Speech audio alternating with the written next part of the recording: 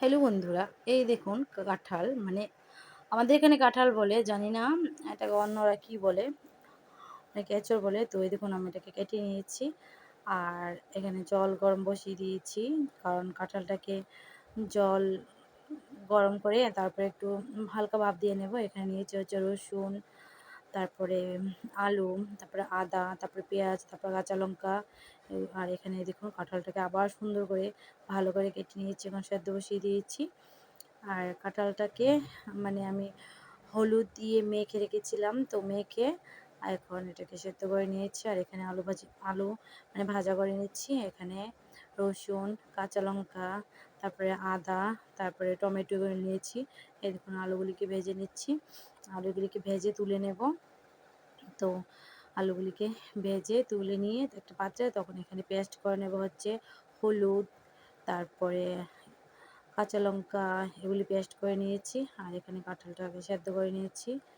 এখানে নিয়েছি হচ্ছে পেঁয়াজ কুচি করে নিতে হবে, না হলে হবে না।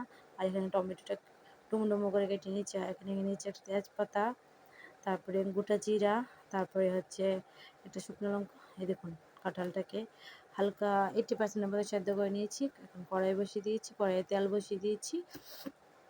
কড়াইয়ে তেল বসিয়ে এখন কী করবো, কাঁঠালগুলিকে একটু ভেজে নেব, একটু হলুদ দিয়ে নুন দিয়ে কাঁঠালগুলিকে একটু ভেজে নেব। আর আপনি যদি কাঁঠালগুলিকে না ভালো করে ভাজেন তাহলে খেতে অনেক স্বাদ লাগে। ভাপ দিয়ে ভাজলে মানে স্বাদ লাগে কম, কিন্তু আপনি যদি কাঁঠালটাকে ভাপ না দিয়ে এমনি মানে ভাপ ছাড়া জলে সেদ্ধ না করে যদি ভাজেন না, খেতে অনেক স্বাদ লাগে। এই দেখুন আমি এখানে এগুলিকে ভেজে নিয়েছি, 80% মানে প্রায় সেদ্ধ হয়ে গেছে আমার কাঁঠালটা। তো সবাইকে বলবো অনেক অনেক ভালোবাসা আমার ভিডিওটা দেখার জন্য। আর এখানে দেখুন কড়াইয়ে তেল গরম বসিয়ে দিয়ে তেলটা গরম হলে দিয়ে দেবো গোটা গরম মশলা। গোটা গরম মশলার মধ্যে এলাচ, তারপরে হচ্ছে দারুচিনি, তারপরে লবঙ্গ, এগুলি ছিল, তেজপাতা এগুলি ছিল। তো এগুলি একটু হালকা ভাজা হয়ে গেলে দিয়ে দেবো হচ্ছে সাদা জিরে, মোটা জিরেটা দিয়ে দিচ্ছি। আর এগুলি একটু ভালো করে ভেজে তারপরে কাঁঠালটা দিয়ে দেব। না এগুলি একটু ভালো করে ভেজে দেব হচ্ছে ওই যে পেঁয়াজ দিয়ে দেবো। দেখুন পেঁয়াজ দিয়ে দিচ্ছি। আর পেঁয়াজটা ভালো করে একটু মানে বেরেস্তা হওয়ার আগ পর্যন্ত এটাকে লাল লাল করে একটু ভাজবো, একদম বেরেস্তা করব না। তো দেখুন ভেজে নিচ্ছি।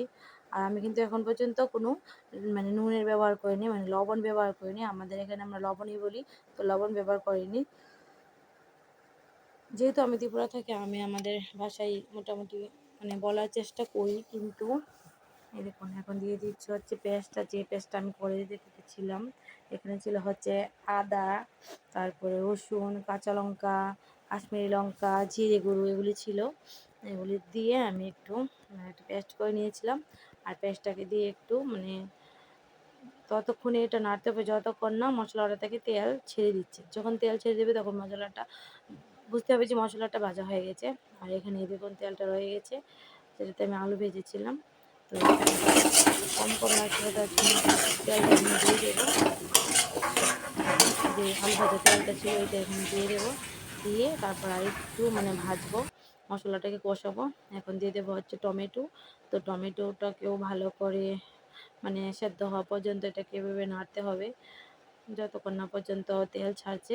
আর হালকা তেল ছেড়ে দিচ্ছে এখন। তো আমি এখন ভেজে নিয়ে দেখুন প্রায় সেদ্ধ হয়ে গেছে, টমেটোটা একদম পেস্টের মতন হয়ে গেছে।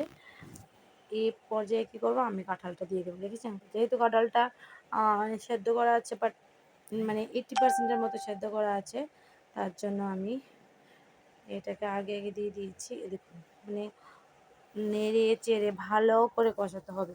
রান্না যে কোনো রান্না আপনি যত কষাবেন তত স্বাদ হবে।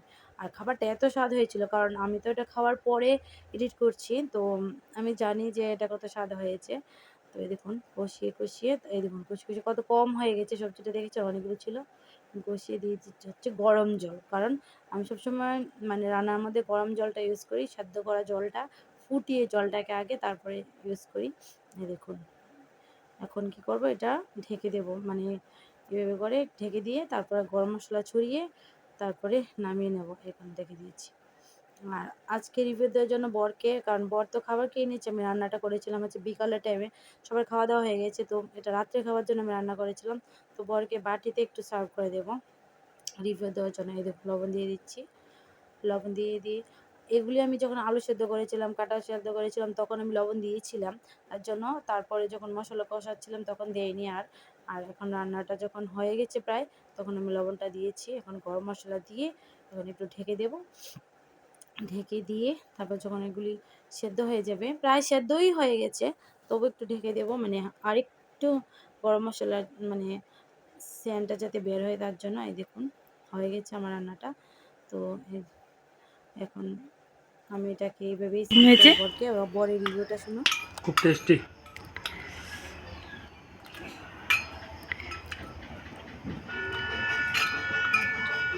কাঁঠালের রেসিপি।